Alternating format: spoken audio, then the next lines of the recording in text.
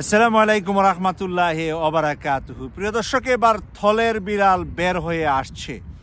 বিড়াল যে থলের ভিতরে লুকিয়েছিল তা বের করেছেন গতকাল আসিফ মাহমুদ আর হাসনাত আবদুল্লাহ। আসিফ মাহমুদ একটি ভিডিওতে বলেছেন যে ডক্টর মোহাম্মদ ইউনূসকে কিছুতেই সেনাপ্রধান ওয়াকারুজ্জামান মেনে নিতে পারছিলেন না। আমরা 5 তারিখের রাতে মিটিংয়ের পরে মিটিং প্রায় 4 ঘন্টা সময় ক্ষেপণ উনি করেছেন, শুধু বারবার ঘুরে ফিরে বলছেন যে ডক্টর মোহাম্মদ ইউনূসকে এখানে আনা যাবে না। সেই কথা যখন দিব্যি শক্ত আকারে ছাত্র সমাজ যখন সর্বশেষ বললেন যে আপনারা কিছু করেন আর না করেন তাহলে আমরা ডক্টর মোহাম্মদ ইউনূসকে নিয়ে শহীদ মিনারে গিয়ে আমরা শপথ বাক্য পাঠ করব, সেই কথা শহীদ মিনারের কথা শুনে তারপরে নাকি সে নমনীয় হয়েছেন। এরপরও নাকি বলেছেন আমি বুকে পাথর বেঁধে আমি মেনে নিলাম ডক্টর মোহাম্মদ ইউনূসকে।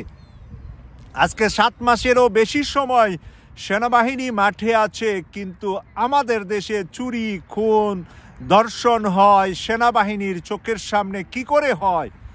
গতকালের এই থলের বিড়াল বাইর হওয়ার আসার পরে আমরা বুঝতে পারছি যে সেনাবাহিনী আমাদের জন্য মাঠে নামিয়েছে ঠিকই, কিন্তু শুধুমাত্র শেখ হাসিনা 18 সালে যেরকম সেনাবাহিনীকে মাঠে রেখে নির্বাচন করে নিয়ে গিয়েছিলেন আজিজের মাধ্যমে, জেনারেল আজিজ যেমন 18 সালে সেনাবাহিনীকে বলেছে দর্শকের ভূমিকায় তোমরা গাড়িতে বসে থাকবে, মানুষকে দেখাবে তোমরা আছো, কিন্তু আওয়ামী লীগের কাউকে কোনো কিছুতে বাধা দিবে না। সেই 18 সালের অবস্থায় আমরা আছি 2024 থেকে এই 25 সালের এই 7 মাসের বেশি সময় ধরে। বর্তমান সেনা প্রধানের কাছ থেকে আমাদের সেনাবাহিনীর যারা চৌকুশ অফিসার, যারা রাস্তায় আছেন, জনগণের পাশে আছেন, তারা সেই অনুমোদন না পাওয়ার কারণেই আজকে এতগুলা আওয়ামী লীগের বড় বড় রাঘব বোয়াল পালিয়ে যেতে পারছে দেশ থেকে। এই সব কিছুর জন্য আজকে জেনারেল ওয়াকারুজ্জামানকেই দায়ী নিতে হবে, কারণ জেনারেল ওয়াকারুজ্জামান আসিফ মাহমুদের গতকালের রাত্রের বক্তব্য থেকে 100% আমরা শিওর হলাম যে জেনারেল ওয়াকারুজ্জামান যেই নাটকটা সাজাতে চেয়েছিলেন, যেভাবে মঞ্চায়িত করতে চেয়েছিলেন ভারতের রয়ের এজেন্ট হিসাবে শেখ হাসিনার পরিবর্তে, আমরা যে ইলিয়াস হোসেন ভাইয়ের একটা ভিডিও পেয়েছিলাম, আমরা কি ভুলে গেছি সেই ভিডিওর কথাটা? আজ থেকে প্রায় 3 মাসের বেশি সময় আগে ইলিয়াস হোসেন ভাই কিন্তু ভিডিওটা প্রকাশ করেছিলেন। ডক্টর আসিফ নজরুল ছিল শেখ হাসিনার স্থানে এবং ভারতের মনোনীত প্রধান উপদেষ্টা। ডক্টর আসিফ নজরুলকে করার জন্য সর্বশেষ চেষ্টা করেছেন। এই কথাটা আরও 3 মাস আগে যখন সাংবাদিক ইলিয়াস হোসেন ভাই বলেছে, তখন আমরা কেউ ইলিয়াস হোসেন ভাই বেশি বলেছে নাকি অতিরঞ্জিত বলেছে নাকি মিথ্যা বলেছে, এরকম অনেক কথাবার্তা কিন্তু বলতেছিলাম। কিন্তু আজকে আসিফ মাহমুদের কথা মধ্য থেকে কিন্তু আমরা পরিষ্কার হলাম যে ইলিয়াস হোসেন ভাই যা বলেছে 100-তে 100 ভাগ সঠিক বলেছিলেন সেদিন। আসিফ মাহমুদ আর হাসনাত আবদুল্লাহর গর্জনের ভিতরেই আমরা থলের বিড়ালটি বের করতে পেরেছি। প্রিয় দর্শক, গর্জন যখন আসে না, থলের বিড়াল থল থেকে নড়াচড়া দিয়া উঠে এবং সে যে এখানে আছে কেউ না জানলেও সবার জানার সুযোগ হয়। আজকে ওয়াকারুজ্জামানের নড়াচড়ার ভিতরেই বোঝা যাচ্ছে যে ওয়াকারুজ্জামান সম্পর্কে আমরা যেতটুকু তাকে সহজ সরল মনে করেছিলাম তার চাইতে ডবল গুণ সে হলো বেকার, জিরাপির পেস নিয়ে আসে বসেছিল সেনাবাহিনীর সর্বোচ্চ চেয়ারে। আর এতদিন পর্যন্ত যা করেছেন ডক্টর মোহাম্মদ ইউনূসের সাথে তা নাটক করেছেন, এবং ডক্টর মোহাম্মদ ইউনূস স্যার যে বড় বড় পদক্ষেপগুলো বাস্তবায়ন করতে পারছিলেন না, সেগুলা নিয়ে আমরা যে চিন্তিত ছিলাম ডক্টর মোহাম্মদ ইউনূস স্যার কি ফেল করছেন নাকি ইউনূস স্যারের যোগ্যতা নাই, আজকে কিন্তু আসিফ মাহমুদ আর হাসনাত আবদুল্লাহর কথা থেকে বের হয়ে আসলো আসলে ইউনূস স্যারকেও ওরা সঠিকভাবে কাজ করতে দিচ্ছে না।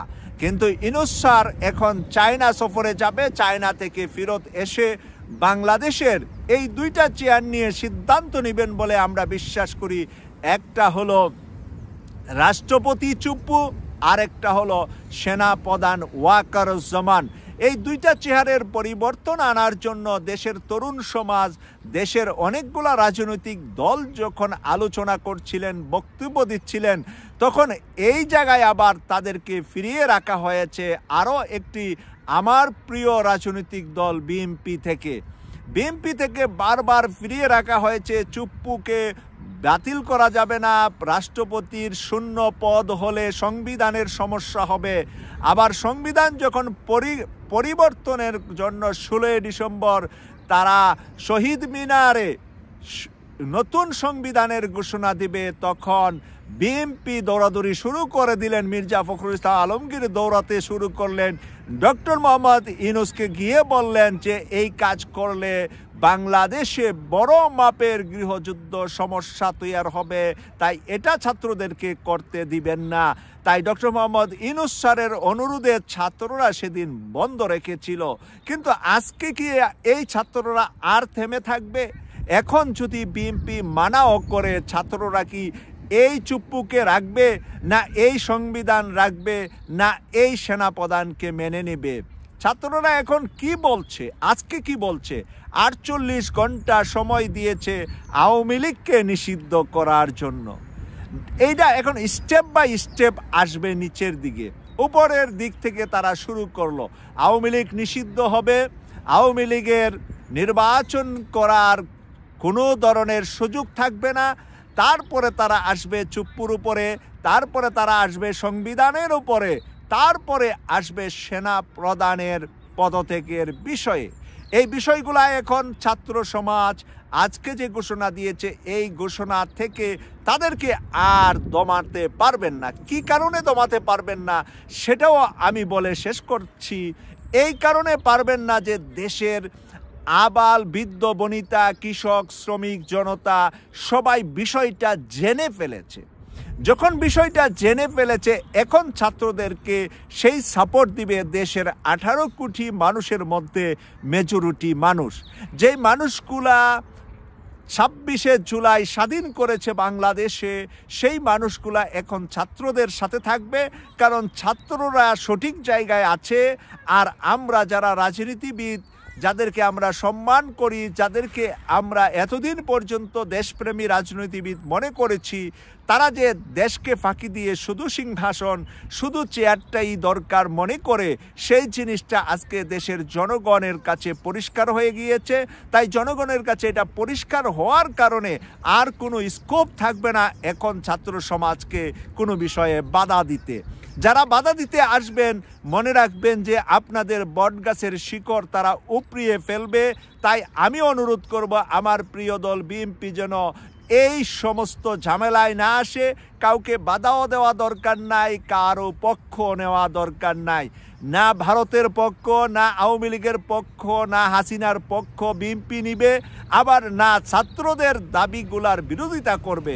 বরঞ্চ ছাত্রদের দাবিগুলার পক্ষে যদি বিএনপি কথা বলে এই মুহূর্তে, তাহলে বিএনপি এর চেয়ারপারসন তারেক রহমান হিরো হতে পারবে এবং আগামী নির্বাচনে বিপুল আসন পেয়ে তারেক রহমান সরকার গঠন করতে পারবে।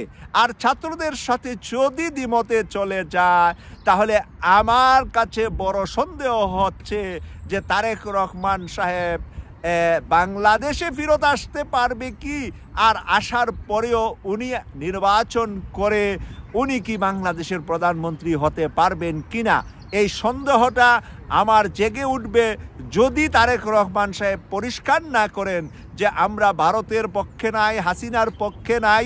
তাদের দলকে নিবন্ধন বাতিল করা এবং আওয়ামী লীগের রাজনীতি করার অধিকার বাতিল করা, দল হিসাবে তাদেরকে নিষিদ্ধ দল ঘোষণা করার জন্য এখন বিএনপির পক্ষ থেকে স্লোগান, মিটিং, মিছিল করতে হবে।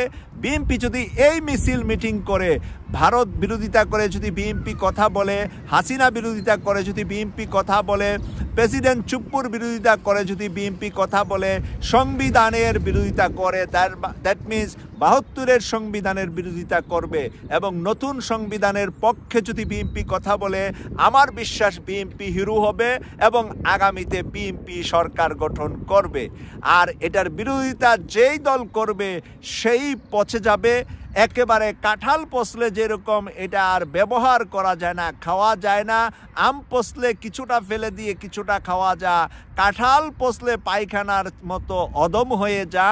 যেই দল বিএনপি হোক আর যেই দল হোক এই মুহূর্তে ছাত্রদের বিরোধিতা করলে তারা কাঁঠালের মতো পচে যাবে বলে আমি আমার অ্যানালাইজ থেকে আমি বিশ্বাস করি। আপনাদের মতামত দিবেন KTV 24-এ, আপনাদের মতামত দেখব এই প্রত্যাশা রেখে বিদায় নিলাম। আমি সৈয়দ মাসুক, লন্ডন থেকে। আল্লাহ হাফেজ।